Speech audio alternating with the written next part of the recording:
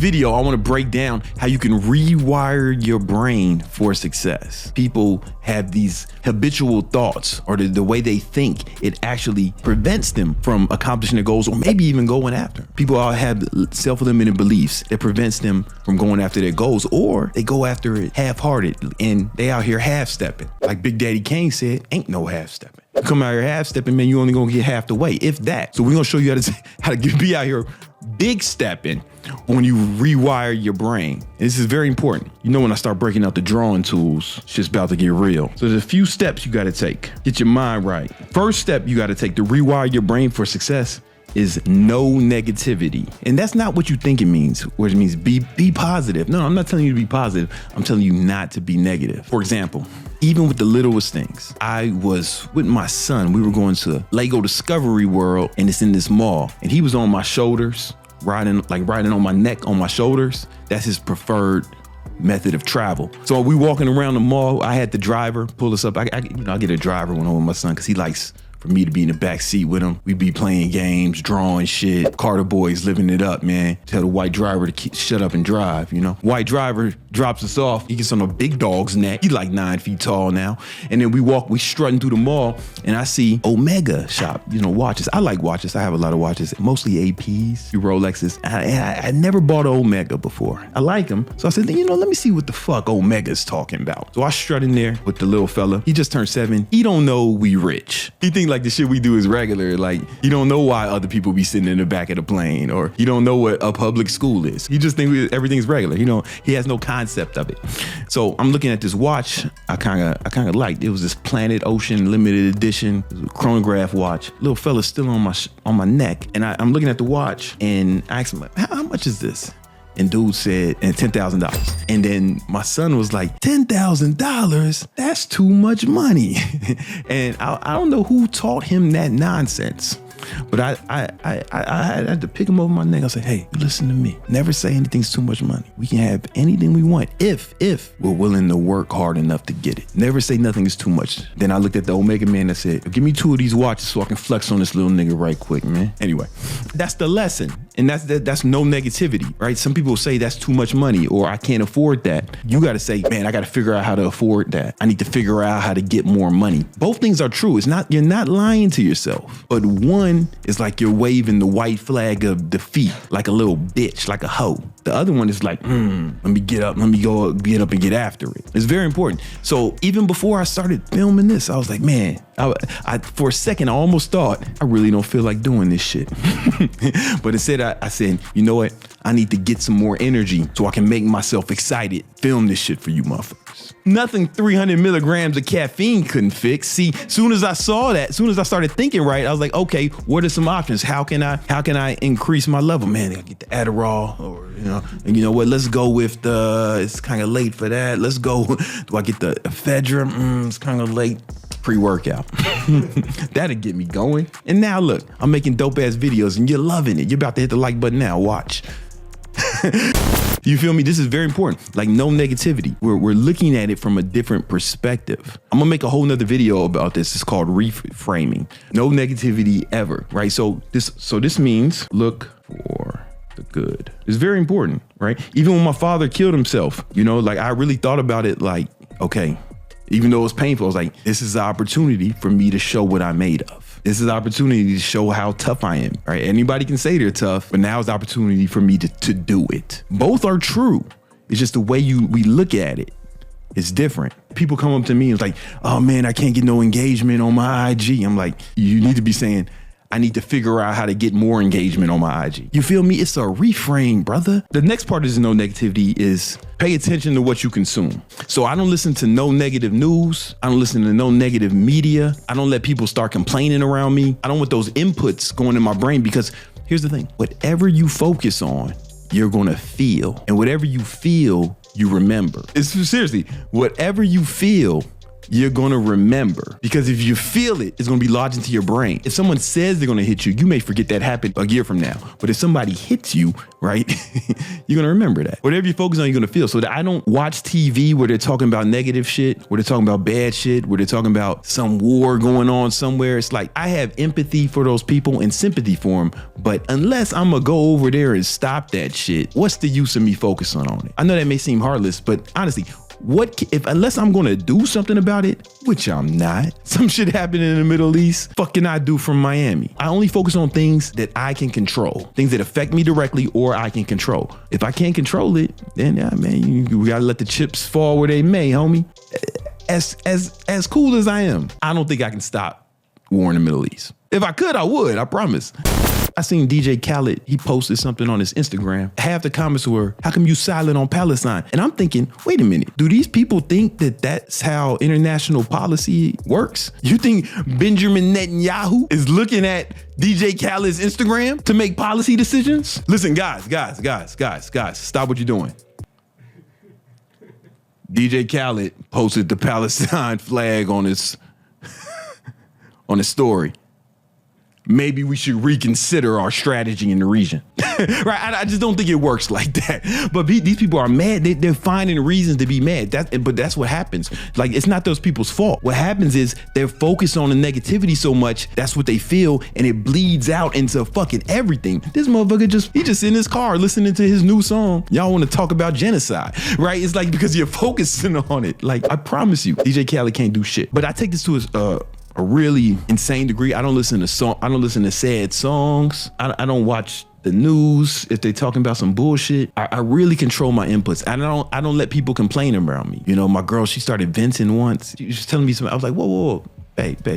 What's something good that happened today though? You know, because I wanted just to focus on the good thing. And when she started focusing on the good things, like her actual mood changed, her tone changed, like everything changed. Whatever you focus on, you're gonna feel. So we can't consume negativity because we're gonna feel it. After you've done this for a long time, it will become your default response. You'll train yourself not to see things from a negative perspective. If I'm late for a flight or my flight's delayed, I'd be like, oh man, here's an opportunity for me to practice patience. If I got a super busy day, I think, oh man, here's an opportunity for me to practice my time management. Let's see how focused I can be today. If I'm going through a challenge, there's a chance for me to show what I'm made of, both to myself and to the people I'm leading. Show them why the king has the crown. What we want to do is, man, we want to have a victor mindset instead of a victim mindset. That's what it is when you're all negative. Oh man, my head hurts. Yo, I gotta get my head feeling better, man.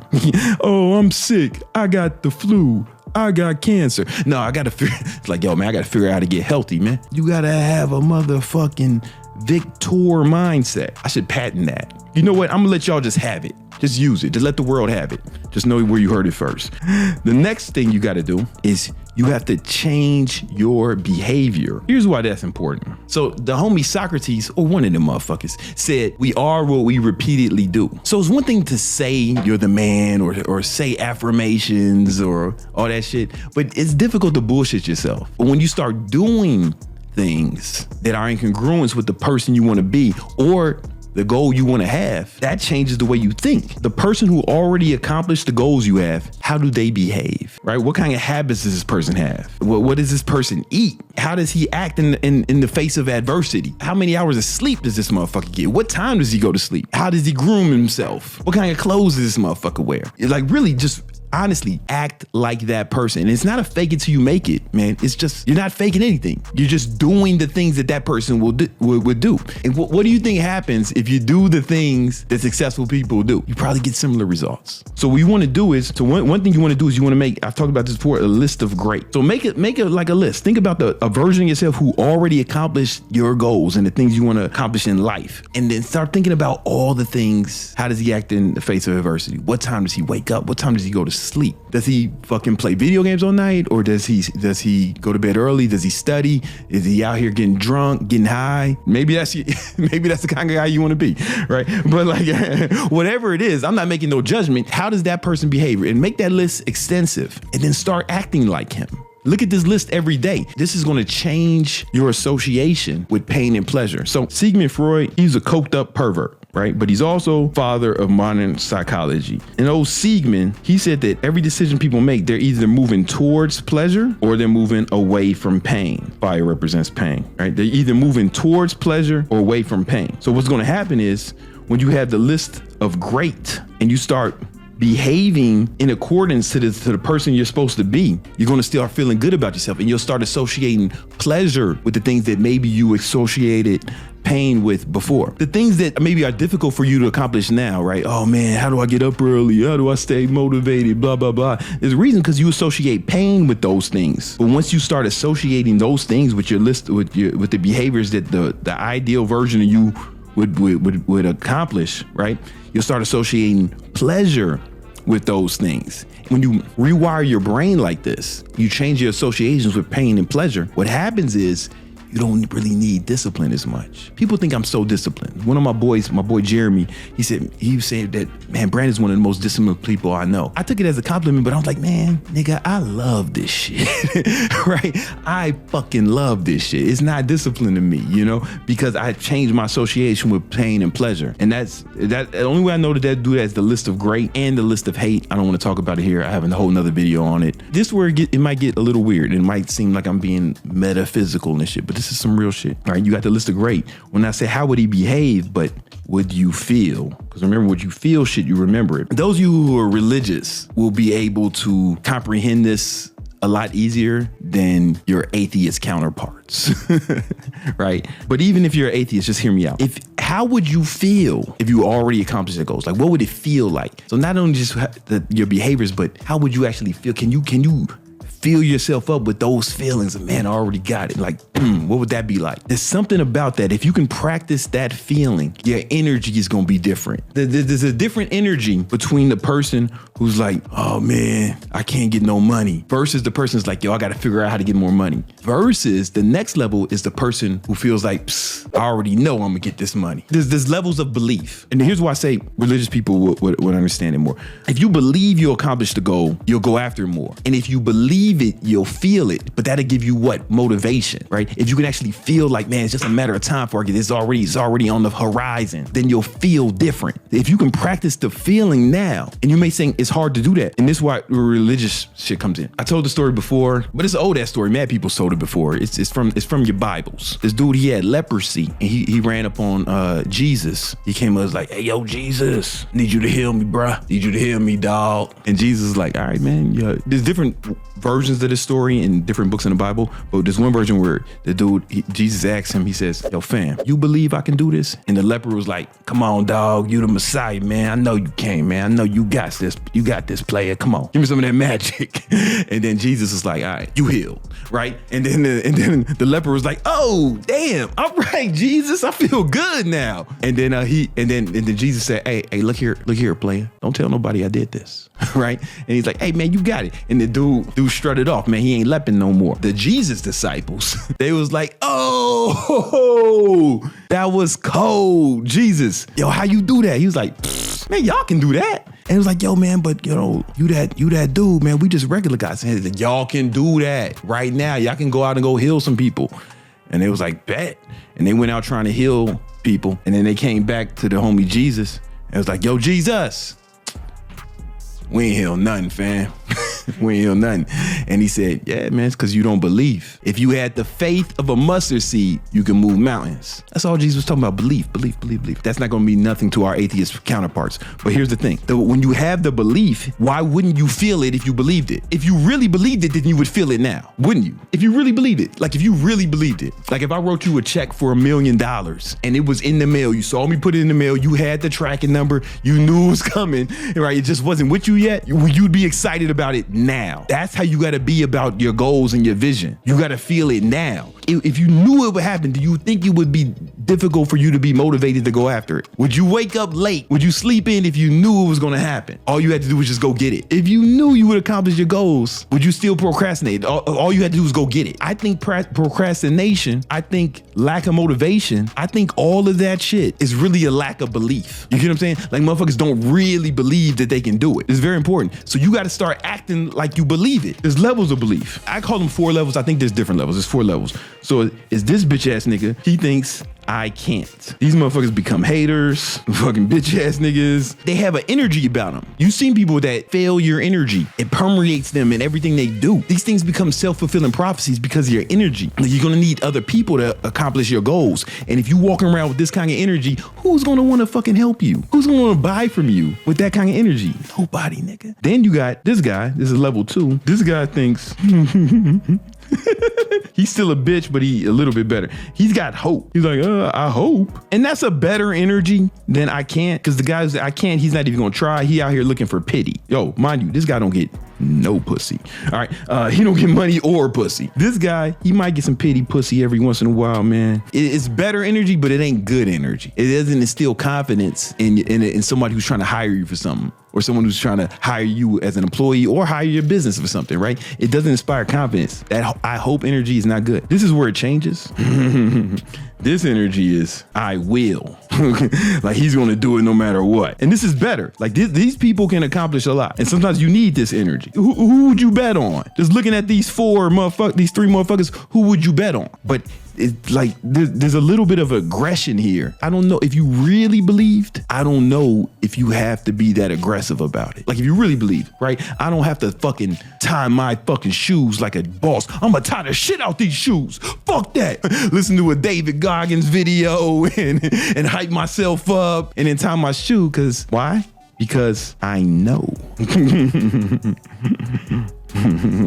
Because I know. It's like a calm confidence. That's the most powerful energy to have, right? To cultivate that. It changes here. Like this can work, and there's a time and a place for that. And if you don't believe, maybe you need that, right? If you're not 100% confident, I'd rather you be fucking 2 guns up, kicking the door. But if you know, do you have to do that? Like if you know, do you have to do that? If I don't have to fucking hype myself up to turn on the faucet. Shit that I know I can do. I don't have to hype myself up. It's calm, confident. And if you can start to cultivate that, this is the most powerful state, and it's the most powerful energy. If you are around a motherfucker like this, you know it, because you feel like you can do anything just being in his presence. This is that James Bond shit. This is when James Bond is talking to girls. He's like, oh man, we gotta go get some bitches. James Bond is not getting drunk to go get some we gotta go get some bitches. Nah, James Bond just pull up in the suit. Bond. James Bond. Calm than a motherfucker. He's cracking jokes while he's fighting villains. That's the best energy to have, if you can have that. This is levels of belief or levels of doubt. This person has the most doubt. This person has no doubt. If you knew it was coming, you would be like this. So all that gun-ho, listening to shit, motivational videos, getting all hyped up, it's cool. That'll get you really far, but it takes a lot of energy, and that's fine. But if you really knew, you wouldn't have to do that. But if you gotta be here, you gotta be here. If you still have some doubt, then I want you to fucking overcome that doubt with that I will energy. You might have to start with hope to even try and get some confidence. And if you get a little bit of confidence, you're like, fuck it, I'm gonna do this shit. But then once you've done it, then you can calm down. This might take some expertise. If you can have that energy, people will react to you differently.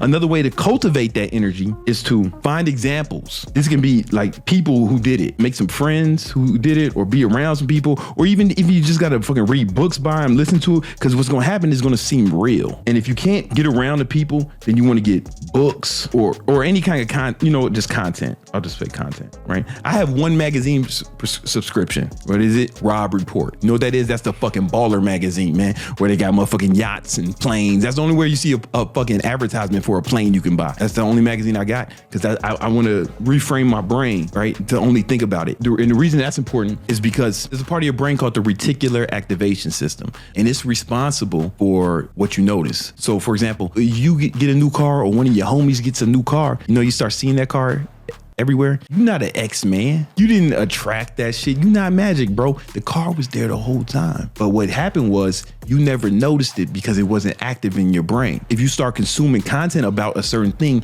you'll see more examples of it. That's what's so nefarious about consuming negative content in general. Because if you're thinking about war, or people getting fucking taken advantage of, or thinking about bad shit all the time, if you're consuming that content, you're gonna see more of it. It's there the whole time, just like that car, right? And whatever you focus on, you're gonna feel. But if you consuming content about balling, people coming up, content about good things that happen, you're gonna see more of that, and that's gonna change your your perspective. The mind can make a hell out of heaven or a heaven out of hell. You want to get content of people who did what you want to do, but you don't want to look at it as don't get jealous like a fucking hoe. Only this guy gets jealous. When you see somebody getting jealous or hating, he's really here, and that's how it's manifesting itself. So if you're watching one of my videos, maybe this video, and there's somebody hating in the comment, talking shit, right? They don't know me, right? They don't know shit about me, but they're here. A lot of times the way people behave, it's a self-soothing mechanism. Like if you hurt your girl's feelings, and being angry at you is a step up the emotional scale, right? It feels better than being sad and hurt. She's self-soothing herself by yelling at you. So when somebody sees me fucking flexing on them like super hard, man, if you got this kind of energy, like you can never do it, then you'll have to hate. That's where it comes from. So I got empathy for those people. The thing is, I don't even think I'm better than you motherfuckers. You just don't know that you can be as good as me. And that's why I make these videos. A motherfucker with this attitude, he's looking at it like, oh man, I could do that too. Like when I look at people doing better than me, making more money than me, I seek those out. I seek out people who are better than me. Some people say comparison is the thief of joy. That's only if you a bitch. If you got this I know attitude, then when I see people doing better than me, I'm like, it's real. I can do it. He's just like me. We're flesh and bone. There's no difference. And I look for even more evidence of people who've done it. I don't know if I would have even tried to get 1 million YouTube subscribers if I hadn't met my boy Elliot Holst back in the day. When I saw it, I wasn't hating on him. I was inspired. I was like, fuck, he did it. It can be done. Fuck it, let's go. Like I appreciated that he was doing better than me. Like if I have friends who are doing better than me in anything, I cheer them on. I encourage them. I want them to do better than me for 2 reasons. I want my friends to do better than me. Let me tell you why. 2 reasons. One, it lets me know it's real, and it shows me what's possible. Also, they're going to encounter a bunch of fucking problems that they're going to have to figure out. And by the time I encounter them, they'll have already figured out